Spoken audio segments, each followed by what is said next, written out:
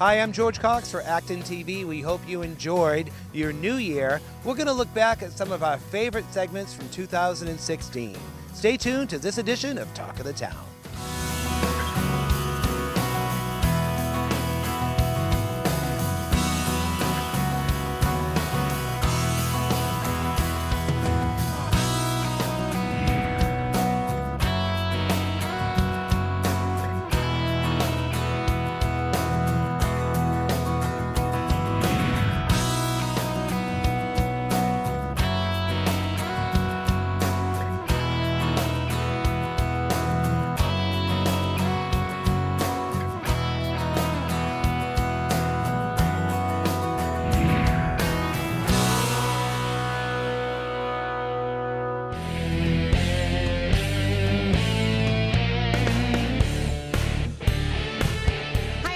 Fletcher with Talk of the Town, and I'm at Neshoba Valley Ski Area with the president, Al Fletcher. And Al, tell us a little bit about how snowmaking has been such a savior for your ski area and many others.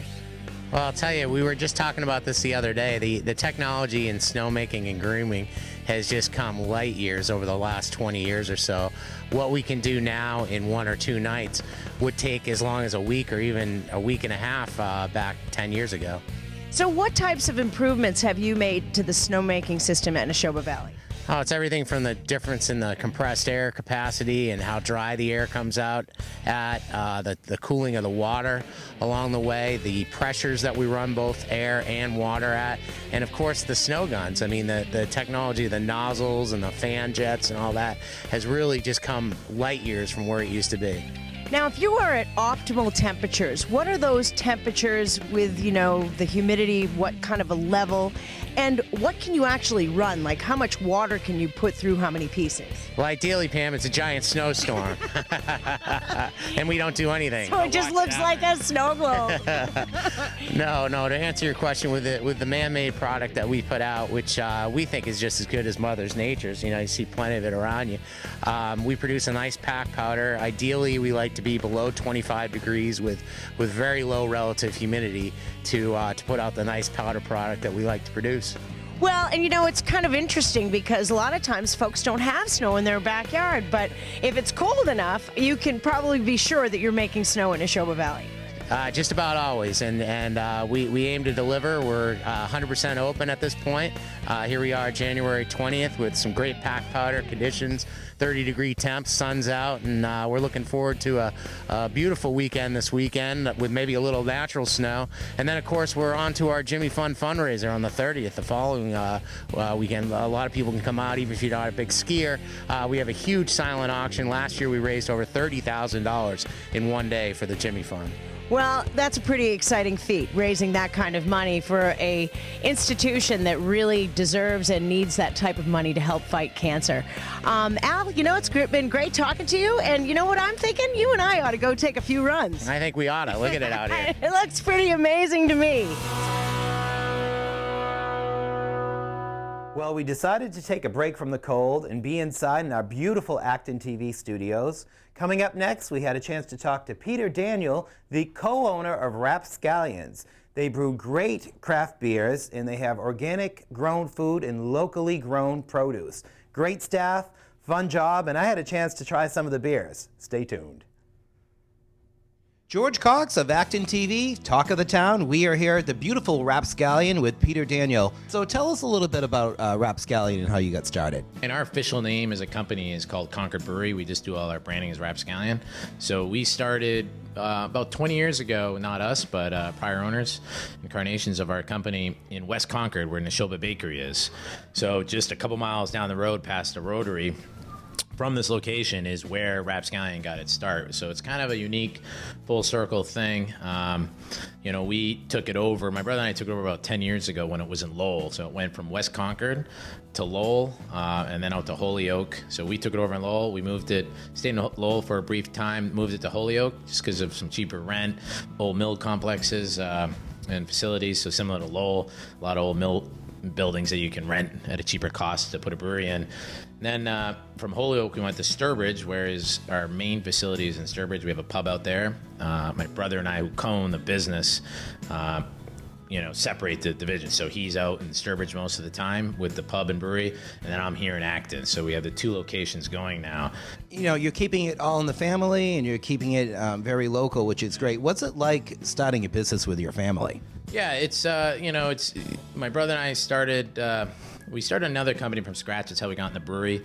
About a decade ago, we were, we had day jobs, entry-level day jobs, and at nighttime we would build draft beer systems. So when you go to a bar or restaurant, you order draft beer. Those systems, we thought of an idea like, let's build that out. I mean, you'd heard so many other, the plumber, electricians, a lot of them, but when I was having a beer, I said, who really builds those systems? You don't really think of that stuff. And my brother and I said, maybe there's a niche there. Maybe there's a little more room for some competition or people to enter that market. What would you like to tell people about, coming down to Rapscallions and, getting out of the domestic beer mode and trying some of your craft beer? Yeah, no, we were talking about that earlier, which I really like some of the things you said, because you were commenting on how you like the honey beer, our pale ale. And I like to, we've always been there's a lot of craft breweries out there now, and it's kind of exploding. It's a very, I don't like to use the word saturated market, but it's just a very flooded, very just explosive market now, and we hope it sustains itself. We also had the chance to sit down with head brewmaster to talk about some of his craft beer creations. Sean, tell us what you do here. I work at the brewing facility out in Sturbridge, Mass. I'm the head brewer, director of operations out there.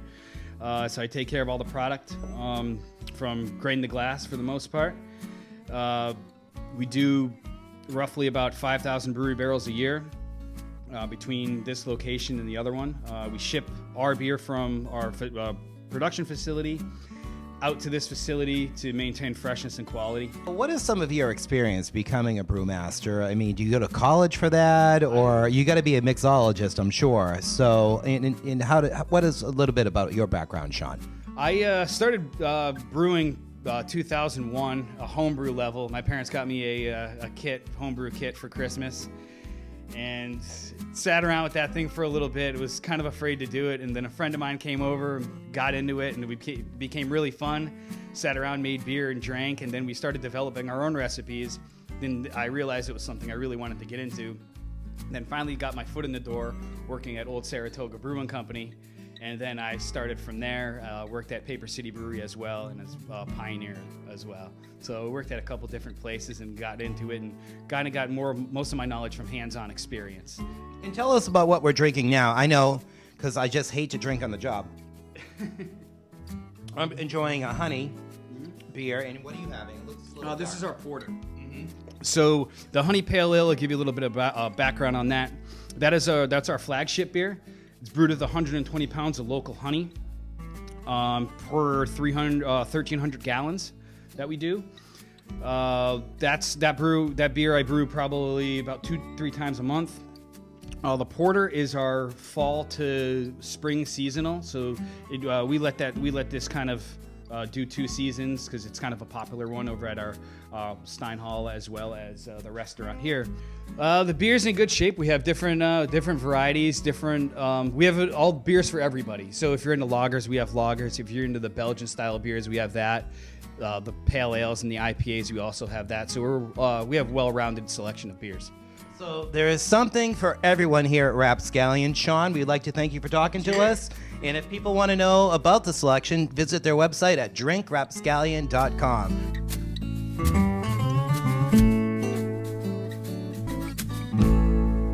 There's a great organization in town that helps needy families, so if you have a donation, maybe you have some stuff around the house that you want to donate, you may want to check out our segment on household goods.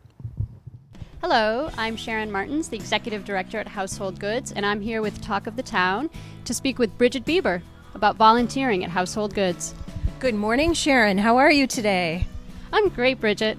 Good. Well, welcome to Household Goods. And you know that we have over 600 active volunteers at Household Goods, and we're always looking for more. It's a great place to volunteer. We have volunteers from 14 through 92 years of age, so there's always something fun for people to do here. If I wanted to volunteer, what kinds of things could I do? Oh, there's a huge variety of jobs for you at Household Goods. We can have you helping sort boxes or bags of linens and folding them and putting them into nice packages for our clients. You can help clients shop for goods when they're here on afternoon or morning shifts. there are just a huge variety of jobs for you to do here. You can help us in the office, you can help us on the floor. There's always sweeping to do, which is really fun, I know. But it's a great place to come and meet other people who are like-minded and who want to help people find a home. So I don't need to be able to lift a couch to volunteer. Absolutely not. If you can lift a pencil, you can volunteer at Household Goods. There's plenty to do besides lifting. Great.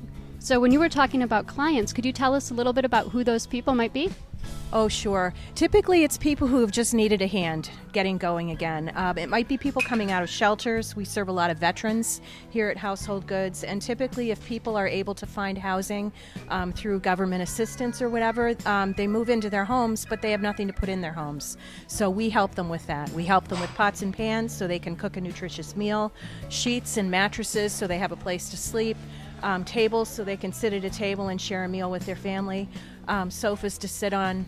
So it's really just a variety of people. There could be people who've had floods or fires, and they would come to us for assistance in finding things to put in their apartment. Wow, and that's about 2,500 families a year. It's a huge number, and a lot of those families have young children, so it's really wonderful to see the kids come in to pick out sheets for their new beds or chairs to sit on. They get really excited, and it really warms your heart. Oftentimes, our volunteers who are helping clients finish up with the clients at the end of their shifts, and the clients give them a big hug and a thank you, and it really does warm your heart to be able to help in that way. Wow, volunteers must feel really good about volunteering here. I think they do. I think, helping people directly, seeing the way that we accept donations in the morning and those very same items go right back out in the afternoon, it really makes people understand the immediacy of what we do to help other people, and you can really see the impact that we have on families. So it's really a great place, and it's a lot of fun. Great. Now, if I wanted to donate, when should I bring my donations? So we accept donations here on Tuesday, Thursday, and Saturday mornings from 9 until 12. We do some pickups for essential items in the Acton area and those towns that touch Acton. And to do that, you would call our phone number and talk to the donation folks to schedule. Great. And what kinds of things do you need? Oh, right now we really need blankets, silverware. Those are the big items. Our blanket shelves have been bare, and it's still quite cold out, so I encourage people to clean out what they have at home. Somebody said recently that their extra items might be somebody else's only item, so I really encourage people to do a little spring cleaning and bring their extras to us. So we help over 2,500 families a year who are all referred by an agency. An agency refers people to come here, and when they come, they can get everything they need to set up their home. And we limit things by family size. So we have beds, dressers, lamps, living room furniture, tables and chairs, appliances. So when people come here, we hope to give them everything that they need to set up their home the day of their appointment. So many times people ask us what we accept as donations, and we're looking for anything that somebody can use to set up an apartment. So the real basics: furniture, small household appliances like microwaves, lamps. We have on our website a list of what we do and don't take. We don't take any food, clothing, or toys, but we do take plenty of the furniture items, things like coffee makers, fans, mixers, slow cookers, space heaters, fans, pots and pans, bakeware, sheets, blankets, towels, all of the real basics that somebody can use to set up their home. We'd like to thank everybody who has helped us help so many people make a home. And if you'd like more information about volunteering or donating, please visit our website at householdgoods.org, or you can call us at 978-635-1710. And thanks for helping. Hope to see you soon. Coming up next, my interview with Andrew Lappin, the Executive Director of Cultivate Counseling, which is a farm used for different anxiety disorders, addiction counseling. They use animals for therapy. Have you had experience with that? I did. I went to an equine therapy program, and it was amazing. You learn so much about yourself, and it's wild to think how much the animal knows about you. And you have to go into it with an open mind, but it's really interesting. It's especially watching others in the group with their horse. You know, it was amazing. So here I am with Andrew with our segment on Cultivate Counseling.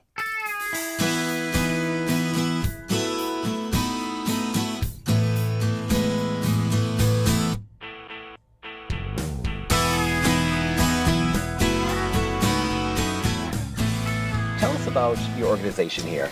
Yeah, so we're an outpatient mental health center. We're actually based on a Dutch model of mental health. We're the first in America to bring a care farm model to an outpatient setting. So there's a lot of these inpatient places where people live and they're part of a farm, but we're the first place where you can come and not live here and still be a part of your daily life, whether it's school or work or family obligations, and still receive treatment.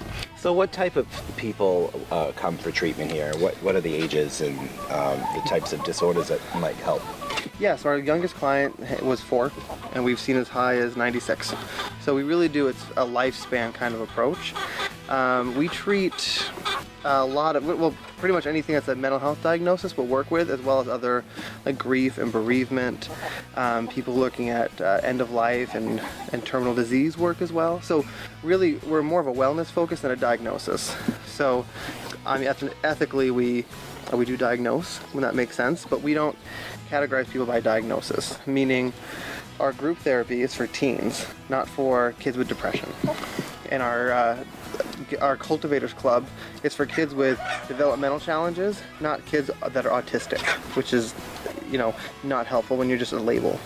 So what are some of the social benefits of just interacting with the animals? Yeah, so, we're not everyone's first stop for therapy. We're always, I've tried this, I've gone to inpatient, I've tried many things and nothing's worked.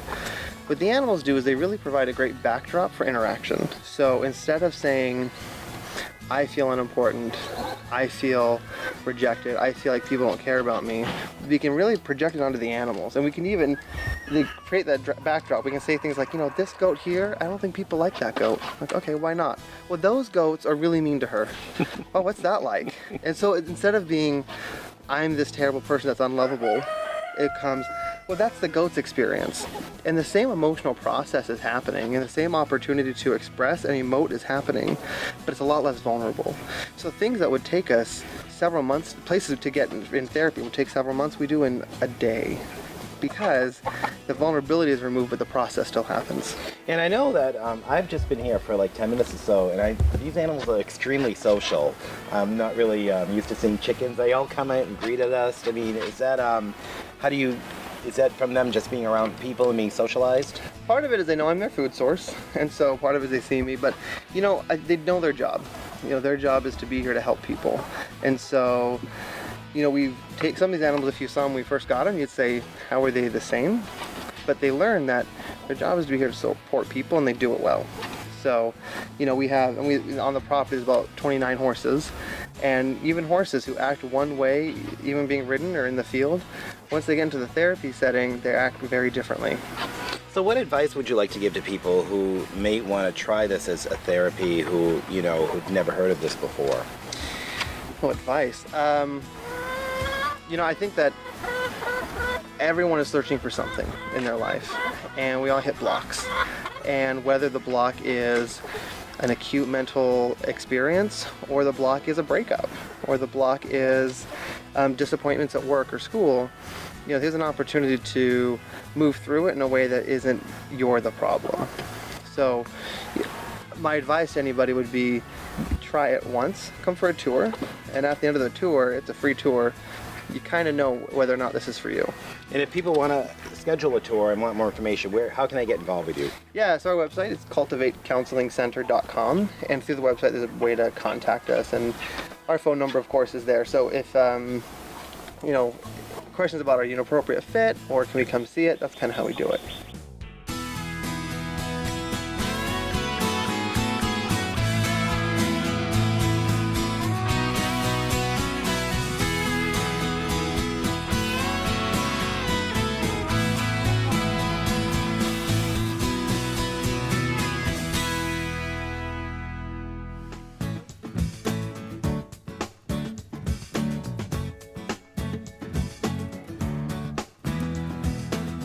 We are here at the Discovery Museums in Acton with Denise LeBlanc, and you're the Director of Learning Experiences. Tell us about Discovery Woods. You guys just had your grand opening here.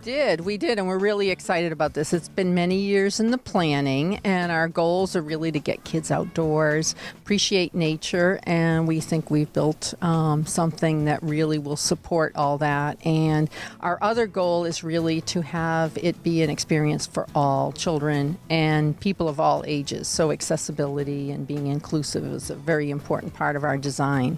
So we're really excited about this, and we've had really great attendance in the few weeks we've been open. So we're thrilled. And how long did this take to be built? I mean, it looks like a big tree house here. Yeah, I mean, the actual building started April 1st, kind of in the snow, you might say, with some of the construction. There was some work done in the fall to prepare the site, but the actual tree house and a lot of the physical structures that you see started April 1st. So it was really a lot of different crews out here working, doing the woodworking, doing the landscaping, and sculpting the whole project. So we're going to follow Denise. We're going to go on a tour of Discovery Woods. Here we go. So we're walking down the adventure path, and you can see all these great uprights, which are from a white oak tree and locust trees that were donated by the New England Forestry Foundation in Littleton. So there's all these great little places where you can kind of pull off the main path, look up and look down. We're going to have periscopes. We can appreciate things from a different perspective, which is really exciting. So here we've got these two great entrances into the treehouse, which is going to be open year-round, because that's our goal, is to get you outside no matter what the weather. We had our first day of rain yesterday, and so we have these great clear umbrellas. So you've got no excuse to walk into here. And just listening to the rain on the roof up here is really wonderful. And then our hope is so that people realize, there are a lot of great things to observe, to do in the rain or in the snow. So as time goes on, our programs, our activities that are in the treehouse will change with the season, and also to help highlight different things that are going on. We had a chance to meet with Alicia Blanchard, one of the explorers at the Discovery Museums, about all the fun activities for children of all ages. What's your favorite part of your job here, being an explorer at Discovery Woods? Well, I've been doing this for 2 years, and I really just like interacting with the kids and seeing how their imagination works, because there's not a lot of opportunities now where kids get to really explore and experiment and touch everything, and this is one of the few places that allows them to do that and question things. So I like hearing what they think about different things and asking them questions and hearing their answers.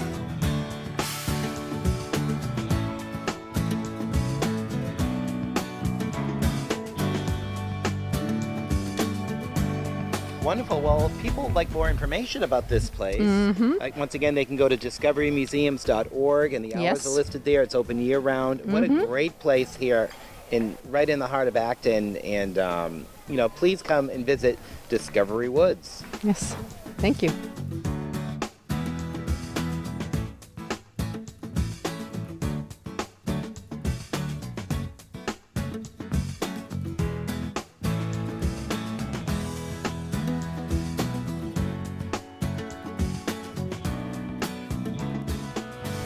We are here in the Neshoba Valley ski area in Westford at Witches Woods with our favorite person, Pam Fletcher. Tell us what is going on here. Well, every month of October, every Thursday night through Sunday night, Witches Woods is in operation, and it is scary. 7 attractions now with our new edition of Vampire Passage, where the night has fangs. So stay tuned for some haunted happenings right here at Witches Woods.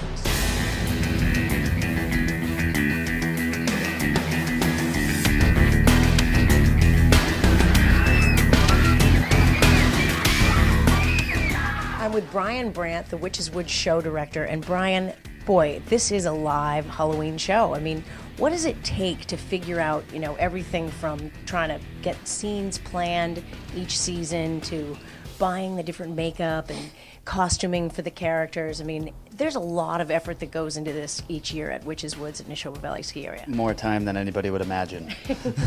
And when do you actually start? Usually right around early August. And some of the planning actually starts December to January. Don't let them fool you. They do start right after this whole thing breaks down. Witches Woods is in action right again and right away. We need a couple days off. Yeah, a few days off.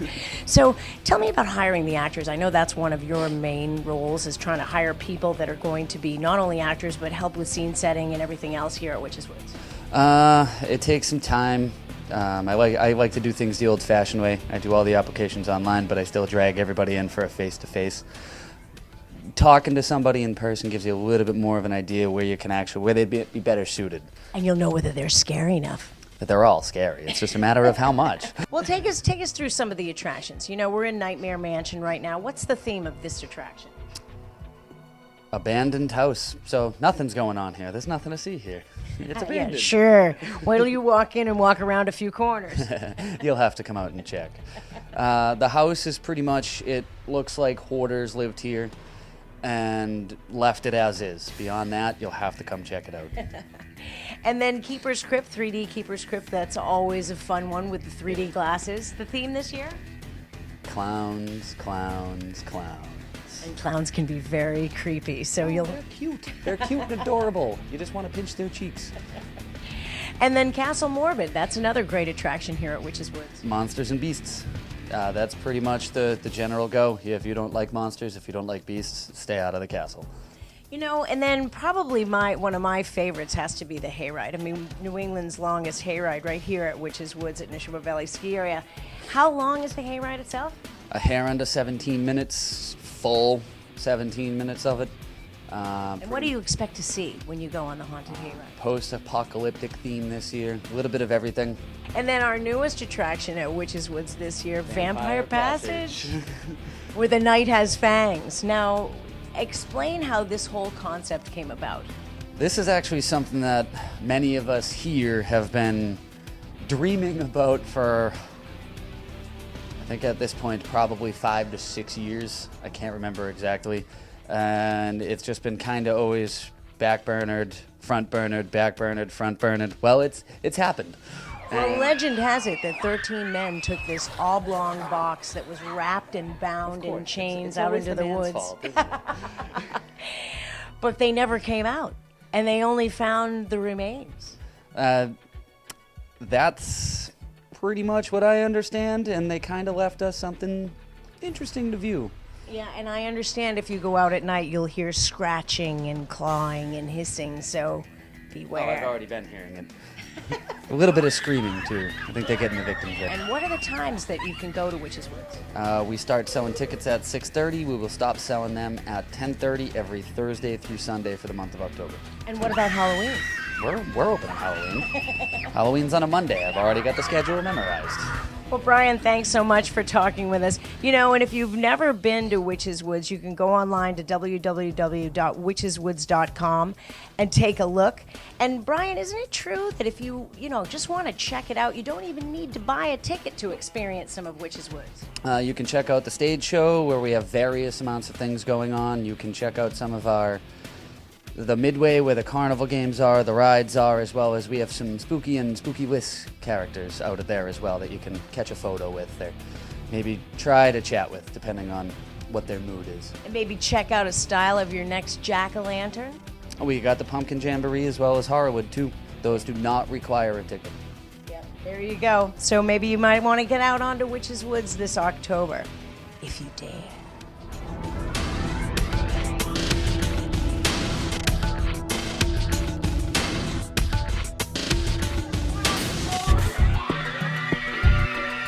Some of our favorite segments from last year. We have all new shows coming up in the new year. If you have a story idea, you can drop us a line at ActonTV.org. For all of us at Acton TV, we want to wish you a great week. We'll see you in a couple weeks. And I'm going to make some snow angels! Woohoo! Woohoo! Damn, it's cold out here. All right, go back in.